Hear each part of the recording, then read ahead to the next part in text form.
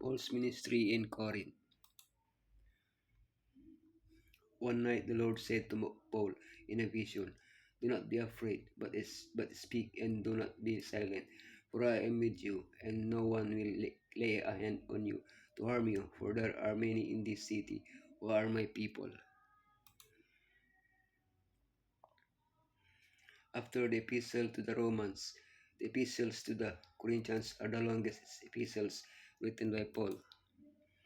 The two surviving letters were written only a few weeks apart. In them we find practical advice for resolving difficult situations that arise from friction between brethren. In order to properly understand their message, we must first know the context in which they were written. The call of Paul, the journey of Corinth, the city of Corinth, the Corinthians, the letters to the Corinthians, the call of Paul. Paul, an apostle, sent not from men, nor by a man, but by Yeshua Messiah and Elohim the Father, who raised him from the dead.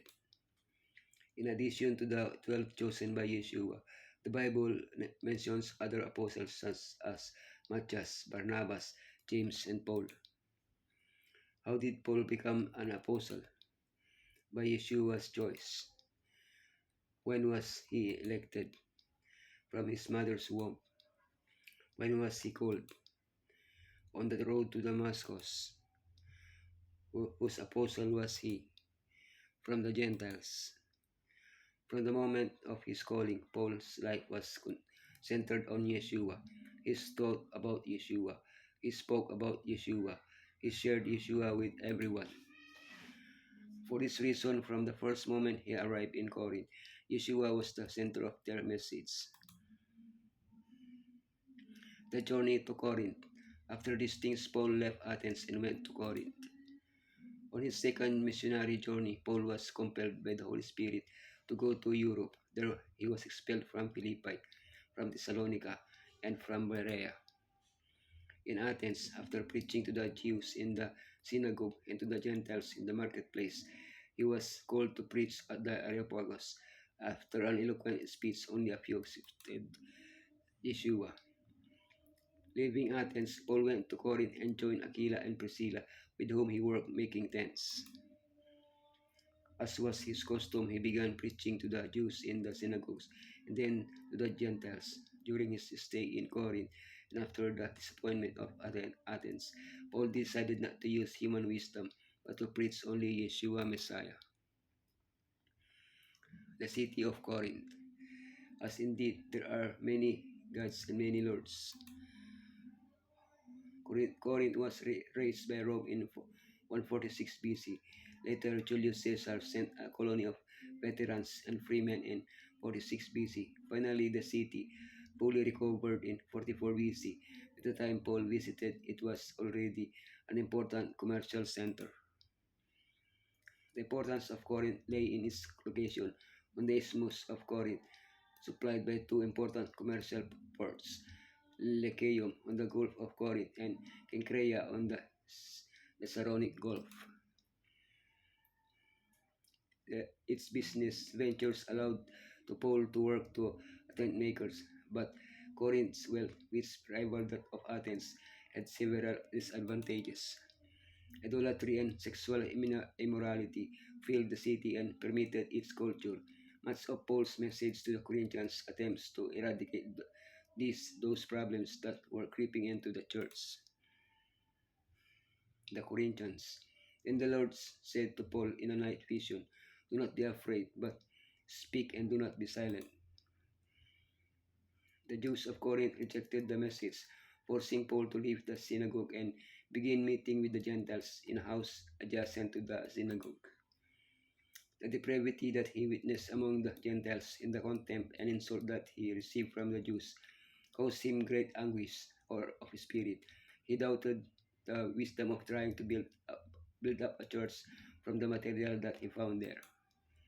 At that moment, Yeshua appeared in a night vision to encourage Paul to continue his work among the Corinthians, assuring him that there were many who would receive the message. Strengthened by this vision, Paul remained in Corinth for a year and a half. Finally, the Jews brought Paul before the courts. By the time he left Corinth, a large church had been established.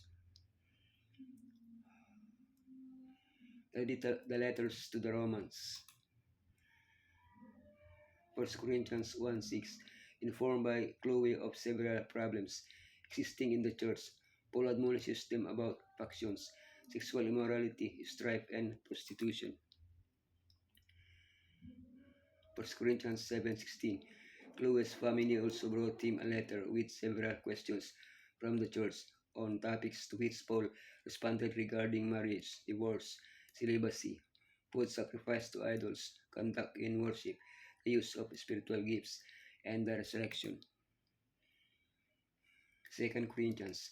This is the second epistle that has been preserved, although Paul wrote several more, perhaps before the two that have survived, and or in the interval between them.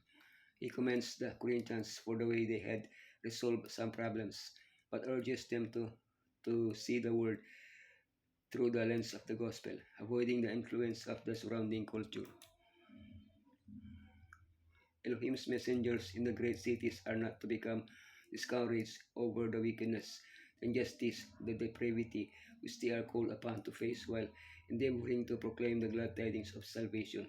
The Lord would cheer every such worker with the same message that he gave to the Apostle Paul in wicked Corinth. Be not afraid, but speak and hold not thy peace, for I am with thee, and no man shall set on thee to harm thee, for I have much people in this city. In every city filled through though it may be filled with violence and crime, there are many who with proper teaching may learn to become followers of Yeshua. Thousands may thus be rich with saving truth and be led to receive Messiah as a personal Savior.